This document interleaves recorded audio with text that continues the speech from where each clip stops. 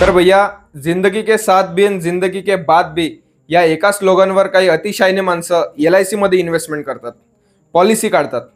पण हेच LIC सारखं इन्स्टिट्यूशन आपल्या मेहनतचा पैसा कुठं नेऊन टाकते माहित आहे? अभी बदत आहे भाई. 1989 मध्ये 1200 रुपयापासून चालू झालेली राजेश एक्सपोर्ट नावाची ज्वेलरी मेकिंग कंपनी, या कंपनीचा 15 लाख कोटी रुपयाचा घोटाळा सेबीनं समोर आणला. क्या बात कर रहे हैं?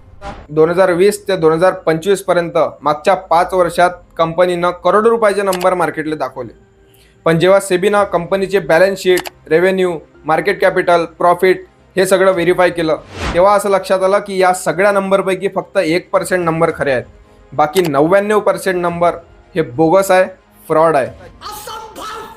ज्या कंपनीमध्ये देशातल्या एकाही प्रायव्हेट म्युच्युअल फंडनं 1 रुपया इन्व्हेस्ट केला नाही, त्या कंपनीमध्ये LIC सारखं इन्स्टिट्यूशन 10% जास्त शेअर होल्डिंग बाय करते. साला इथं अलगे फ्रॉड चल रहा है. आता हे फक्त एका कंपनीचं कांड बाहेर आलं. अशा किती फ्रॉड कंपनीमध्ये अजून LICनं इन्व्हेस्टमेंट करून ठेवलं आहे हे LICलाच माहीत. म्हणून भैया, इन्व्हेस्टमेंट करायच्या पहिले 100 वेळा विचार करा. नाहीतर ज्या दिवशी हे LIC सारखं इन्स्टिट्यूशन डुबलं तर जिंदगी के बाद का तो पता नाही, पर जिंदगी के साथ बर्बाद झाले म्हणून समजा. क्या बात है सर. बाकी तुम्हाला काय वाटते कमेंटमध्ये नक्की सांगा आणि फॉलो करायला विसरू नका.